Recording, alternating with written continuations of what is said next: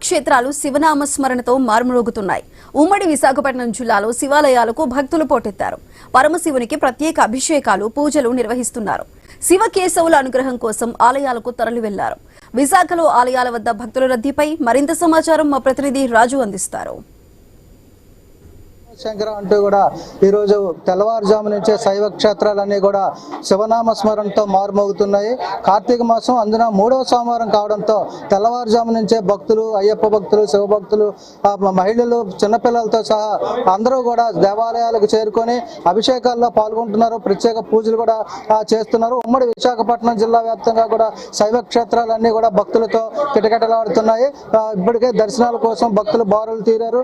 మరోవైపు ప్రత్యేక పూజ కార్యక్రమాల్లో కూడా భక్తులు పాల్గొంటూ శివనామ స్మరణ చేసుకుంటూ కూడా తరిస్తున్న పరిస్థితి కనిపిస్తుంది. ముఖ్యంగా 3వ సోమవారం నాడు ఒకవైపు విష్ణువు, మరోవైపు శివుడు ఇద్దరి అనుగ్రహం కూడా ఈ కార్తీక మాసం 3వ సోమవారం లభిస్తుందని చెప్పేటువంటి ఒక నమ్మకంతో భక్తులందరూ కూడా ఇక్కడికి బారులు తీరి శివనామ స్మరణ చేసుకుంటూ శైవ క్షేత్రాలకి రావడం జరుగుతుంది. మరీ ముఖ్యంగా కార్తీక మాసంలో శివునికి ప్రీతికరమైనటువంటి సోమవారం, మామూలుగా సోమవారం శివుడికి ప్రీతికరమైన, అందులో కార్తీక మాసం కూడా మరింత ప్రీతికరమైనది కావడంతో భక్తులందరూ కూడా ఆ ముక్తి కోసం, శివుని అనుగ్రహం కోసం అయితే రావడం జరుగుతుంది. మరి దీనికి సంబంధించి కూడా ఈ ఆలయంలో ఏర్పాటు మనం ప్రస్తుతం విశాఖపట్నంలోని రామలింగేశ్వర స్వామి ఆలయంలో ఉన్నాం. ఈ రామలింగేశ్వర స్వామి ఆలయంలో చూసుకోవచ్చు ఆ భక్తులందరూ కూడా బారులు తీరుతున్న పరిస్థితి ఉంది. ఆ శివునికి అభిషేకాలు కూడా చేస్తున్న పరిస్థితి కనిపిస్తుంది. మరోవైపు చూసుకుంటే చిన్నపిల్లలతో సహా మహిళలు కూడా భారీ ఎత్తున ఈ దేవాలయాలకు రావడంతో వాళ్ళకి ఎలాంటి ఇబ్బందులు లేకుండా కూడా ఆ ఏర్పాట్లు అయితే ఆలయ అధికారులు కూడా చేయడం జరిగింది. మరి దీనికి సంబంధించి కూడా ఏర్పాట్లు ఏ విధంగా సాగుతున్నాయి, అదేవిధంగా ప్రత్యేక పూజా కార్యక్రమాలు ఏ విధంగా చేస్తున్నారు తెలుసుకునే ప్రయత్నం అయితే ఇప్పుడు మనం చేద్దాం.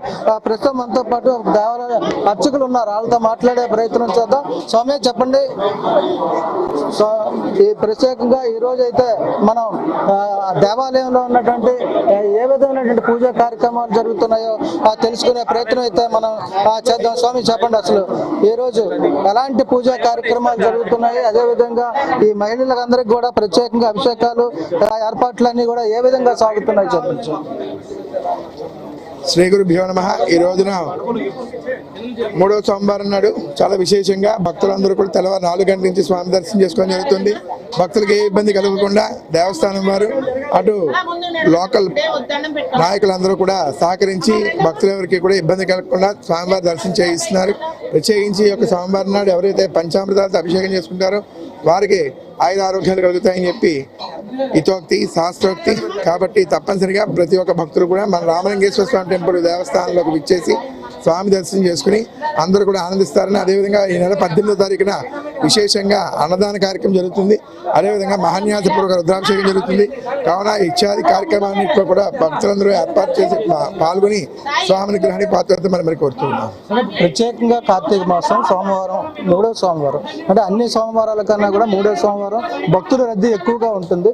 ఈ సోమవారం కొన్ని ప్రత్యేకించి స్వామివారి యొక్క 3వ సోమవారం నాడు విశేషం ఏమిటంటే కేదారేశ్వర స్వామి వ్రతాలు ఇత్యాదివన్నీ కూడా, నోములు ఇవన్నీ కూడా పరిపూర్ణం చేసుకుని పౌర్ణమి అనంతరము వచ్చేటువంటి 3వ సోమవారం నాడు స్వామివారి యొక్క దర్శనం చేయడం వల్ల విశేషమైన ఫలితం కలుగుతుంది. శివపురాణం రావడం జరిగింది. కావున ప్రత్యేకించి ఈ యొక్క 3వ వారానికి ఎంత ప్రాశస్త్యం ఏర్పడుతుంది. ఇది మొత్తంగా చూసుకుంటే ఏదైతే దేవాలయాల్లో పూర్తిగా భక్తుల రద్దీ అయితే కనిపిస్తుంది. ప్రత్యేకంగా కేదార స్వామి వ్రతం చేసుకున్న అనంతరం కూడా ఏదైతే వచ్చేటువంటి సోమవారం ఉందో ఆ సోమవారం నాడు ప్రత్యేకంగా కేదార స్వామి కార్తీక పౌర్ణమి తర్వాత వచ్చేటువంటి 3వ సోమవారం నాడు కేదారేశ్వరుని పూజించడం వల్ల ప్రత్యేక అనుభూతి కలుగుతుంది, అదేవిధంగా అనుగ్రహం కలుగుతుంది అని చెప్పి ఆ భక్తుల ప్రగాఢ విశ్వాసం. ఈ మేరకు అయితే ఆ భక్తులు తరలి వస్తున్న నేపథ్యంలో భక్తులకు ఎలాంటి ఇబ్బందులు లేకుండా కూడా ఆలయాల్లో అయితే అధికారులు, అర్చకులు ఏర్పాట్లు అయితే పూర్తిగా చేశారని చెప్పుకోవచ్చు. ఇది విశాఖపట్నంలో ఉన్నటువంటి శైవ క్షేత్రాల పరిస్థితి. వీడియో జర్నలిస్ట్ శివతో రాజు, ఐ న్యూస్.